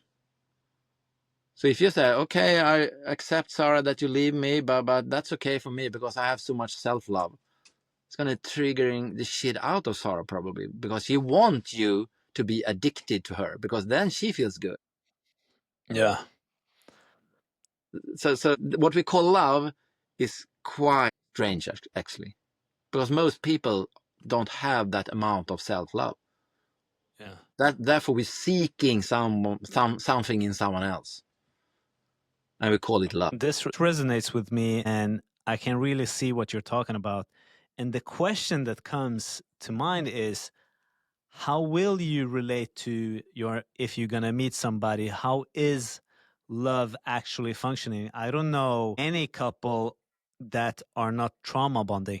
And no, for real, for real. Like, and it's good that we're laughing about it because it's so funny. And I've been having like many talks on this podcast about it.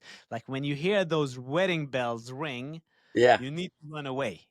Yeah. Like because there's something where when the anxious attached person meets the ambivalent attached person, Yeah. also anxious, it creates like this magnetic field of the feeling of love. And we're gonna, as you Yeah. mentioned, that you met the mother that you didn't get attention from, and Karen, she met the dad she was Yeah. longing for, and then you feel good, so you are acting Exactly. upon these feelings.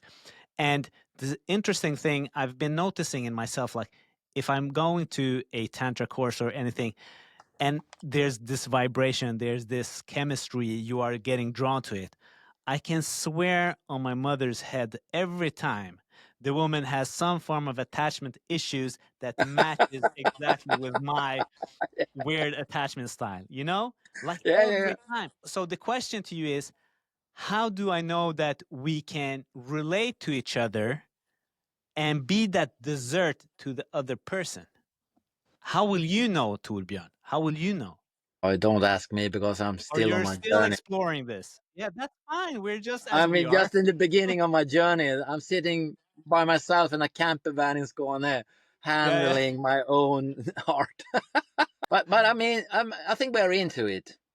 When you are with yourself, how does it feel in your body? yeah. Mm, Are you longing for something or not? I mean, of course you can long for someone. I can still longing for Karen, yeah.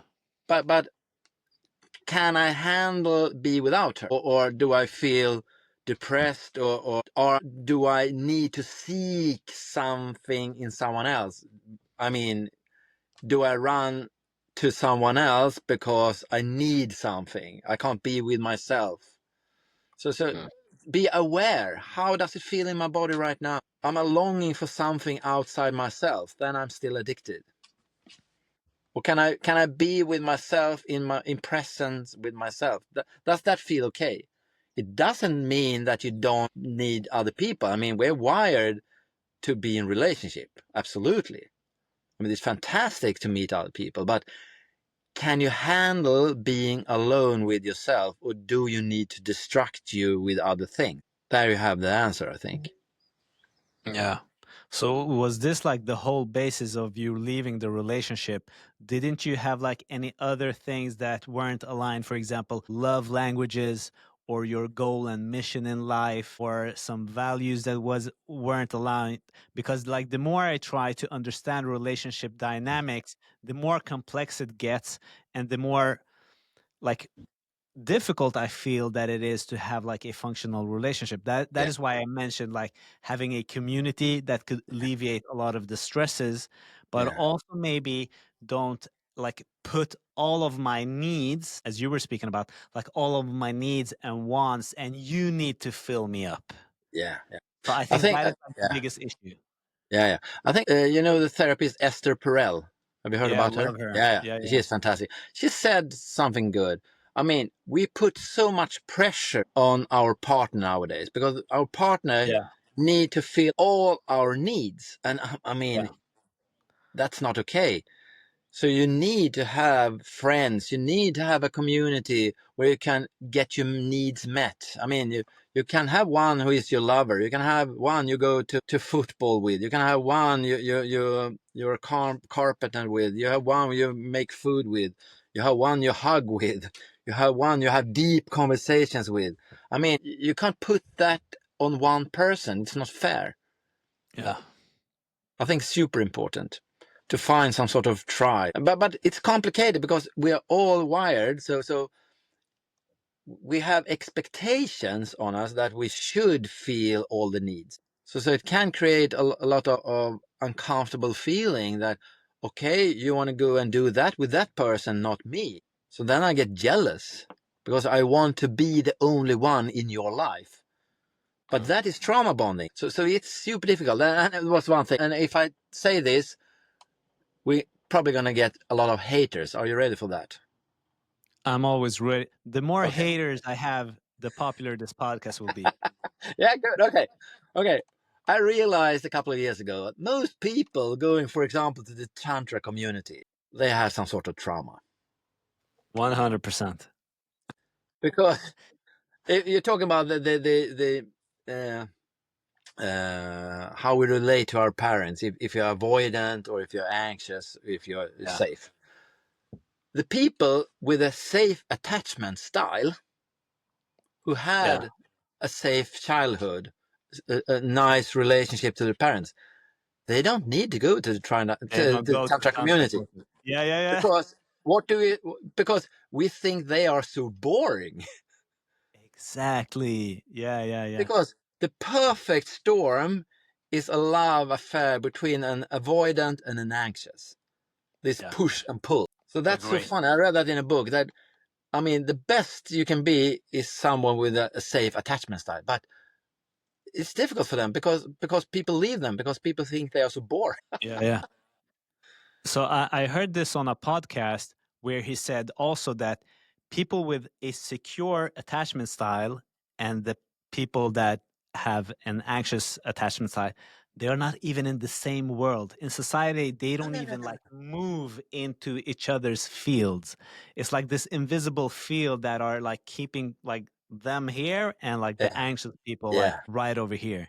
Mm. So, and yeah, it might be difficult just to find a secure person to Yeah, date. yeah. But do you believe Exactly. you can become secure? Maybe, maybe not. And I think when you talk about trauma, I think you shouldn't have a goal to get rid of your trauma. I think All that's, right. but I think you can learn to Why not? live with your trauma. Yeah. So I think why it's not? super hard. I think it's super hard to rewire your nervous system to a level when you don't feel your trauma anymore. Mm. Maybe, maybe not, but I think it can take a lot of time. I mean, many of my teachers, they have been working on the traumas now for, I mean, 15, 20 years. They have been teaching, they have been doing a lot of things on their own, and they still got trauma responses. But they are very good at handling it, be aware of it, and they have different strategies to handle it. But I think it's, don't push too much pressure on yourself trying to get rid of your traumas. Start to learn to live with it and find different strategies to handle it when you feel it comes. For example, if you are avoidant and want to run away from all pain, find a strategy to stay there, handle your emotions, and stay still in the situation and be better and better and better on that. Maybe you suddenly will be safe in your attachment, but for some people, maybe it's possible. And for some, I think it's hard to put that pressure on yourself. But you can learn how to handle it. Absolutely. You can be Yeah, better and better. interesting perspective. Yeah, really interesting perspective to have that. I feel that you could like have like that also like self-help pressure on yourself that okay, I'm Yeah. going to get rid of my trauma and I'm going to be so perfect and I'm going to Yeah. manifest $1 million like Yeah. tomorrow and I'm going to have this amazing spiritual business and I'm going to be Yeah. that. So that is also like a lot of pressure and I've been through that myself like from Yeah. studying self-help from a really young age and feeling like wow, I'm 25. Why Yeah. I'm not like super rich and have like all shit sorted out and I should be like the most amazing life coach now Yeah. at 25. Yeah. Like now when I'm 41, looking back at it, it's fucking ridiculous. It's funny to Yeah. see like But from my, that yeah. stress about like Yeah. being such a good quote unquote person. A little perspective on that is that I've done a lot of what we call working on your childhood trauma. Yeah, yeah. Some different methods to get in contact with your little child and release Yeah. the trauma, blah blah blah.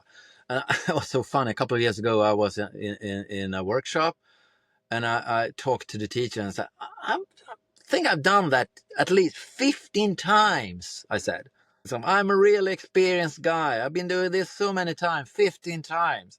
Yeah. And she was just laughing at me and said, Torbjörn, I've done it hundreds of times and I'm still trauma activated. My little child still can be activated on my childhood trauma. So even if you are doing it many, many, many times, you can still be triggered. Maybe not as much as you were a couple of years ago, because you heal yourself a little bit for every time.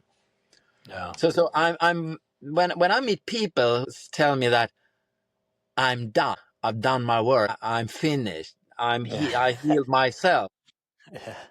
I always a bit like, okay, because I think we are going in circles. Our traumas, our trauma healing are going in circles. So we can do a circle, healing, come to a point where I'm home. It feels wonderful. And then you can go for a while, and then something happens in your life that triggers you again. And then it feels like you're going backwards. You're going into trauma again, and heal. And then come to a point. Oh yeah, now I'm done. I've done my work. Now I Yeah. don't have to do anything more again. And the only thing you do, you experience the same thing over and over again, but on a higher level. Yeah. So this circle is going to be shorter and shorter, I think. But how many steps you need to take to really heal, I don't know. If it's 10 steps, 50, 100, 200 steps, I think it's very individual. I mean, maybe you can become an Eckhart Tolle one day. I don't know if you know that guy. Yeah. Yeah. Yeah. Yeah, maybe. I don't know. Love Eckhart. maybe I'm going to step this ladder for hundreds and hundreds of circles. And for each circle, maybe I heal a little bit, but I'm still going to be triggered. So I think it's difficult to say. I think it's difficult to say it's one solution, but I'm quite concerned when I hear people saying that I'm done. I'm whole now. Yeah, for a while until you meet a new trigger. Then you're going to see you were probably not at the end. But that's okay. I feel that it's like a little bit more difficult when it comes to like childhood wounds, your inner child work. But when it comes to like traumas where you have like a specific moment, something happened and it's triggering you, like you're afraid of spiders, or you are conscious enough to be able to zoom in on a specific event. Yep. Then I love therapies like hypnosis, emotional Yeah, freedom it's technique, super where good. you tap, or NLP as well. Yeah. But there you can like more surgically like go into that specific moment. And I feel that that is a little bit more difficult when it comes to attachment style, relational dynamics, healing the inner child, and so forth. So I really appreciate you going into all of these areas and sharing so openly about you and your relationship with Karen. And I want to know, what drives you with helping people like getting more in contact with themselves and feeling that open heart and more compassion? Well, if we go back to the work with men, for example, Yeah. what drives me is that the feeling when you are able to feel is fantastic. Today, when I start crying today, there's a part of me who says, oh, this is so beautiful. Because there's some sort of energy release. Oh, now I get rid of this energy. Oh, it's fantastic. Even if it's painful, I cry, there's a part of me who welcome it. So if I can help men and women to be able to meet their own feelings, for me, that's a beautiful thing. Because the most natural thing for a human being is to express feelings. That's the most natural thing you can do, express feelings. But we are raised in the society, especially here in Scandinavia, tell us a story that it's not okay. I mean, when I'm working in the corporate world, emotions, what the fuck? You're not allowed. Repress. Otherwise, you're Don't going to go lose your there. job. Yeah. I mean, hold yourself together, hold your shit together, perform. So to help people understand that it's fantastic to express feeling and be able to handle yourself in that and be human is fantastic. So if I can help someone a little bit to walk that path, it's amazing. Especially men, because men are so repressed when it comes to experience and allow themselves to express feelings. Yeah. It's more fun to work with females because it's much easier. They are so much better than us in every aspect when it comes to the mental thing, emotions. They are much braver. They dare to try. When I have leadership programs, for example, the females are always much better when it comes to relationship in general. I mean, men, they're good at digging holes in the ground, smashing things and building things. Absolutely, they're good at that. But when it comes to create relationships and being in relationship to yourself and feel and express, women are much better, is my opinion. So it's more fun to work with females. But on the other hand, to see a man go from 0 to 10 on a scale from 1 to 10, 1 to 100 is also fantastic. When they get that little contact with themselves, when they start to realize that they have feelings, that they are allowed to express, when they get the first contact with themselves, it's fantastic. Because men are super sensitive, much more sensitive than females. And that is pretty much, I think, the reason why we are holding back, because we are so sensitive. And that makes it even more painful for men to realize that I'm sensitive, but I'm not allowed to be sensitive. Yeah, I totally agree. And if this resonates, if our talk resonates with somebody listening out there, male or female, how do they connect with you, and what do you do for people? How is your work? For people in general now, me and Karen has a clinic on Södermalm in Stockholm, All right. Holy You, where we meet people. So we are the perfect match professional because on the scale when a therapist guides someone to the scale when a therapist doing body work, because your issues are stored in your tissues. So all your traumas are not stored in your brain. The traumas is stored in the body. So Karen is fantastic to lead people, to guide them into contact with the heart. And I'm more qualified working with your body to get in contact with the stored emotions, your trauma in your body. So we're working a little bit different. But sometimes a client come to Karen first to get in contact with the heart, and then I can start working on the body to release traumas who is stored in the body. That's what we are doing. So some sort of trauma-informed healing and trauma-informed body work. Awesome. And how do they get in contact with you or Karen? You're in the same company, right? Holy You. Holy You, yeah. Right now, it's easiest to contact me on Facebook. You can find me on Facebook, Torbjörn Hellmouth. You can find me on Instagram. My nickname is Joje, so Joje Hellmouth. You can look at Instagram. I'll make sure to put everything in the show notes. Yeah, great, do that. Awesome. So you're So, absolutely welcome to contact you if you do you want. have anything else burning that you want to share with, especially men today? Any last words before we wrap up? Yeah, I did a comment about that yesterday. There is nothing wrong with you. That's what I always tell people. There's nothing wrong with you. It's just the society, it's just your childhood experience who made some sort of shield around your heart. So get rid of all the program, and you're going to see that you're perfect exactly as you are. Many people trying to do too much. You don't have to do anything. Just relax into yourself, and you're going to find that you're perfect exactly as you are. What a beautiful way to end this. You are perfect. You don't need to do anything. I love that. I love that message.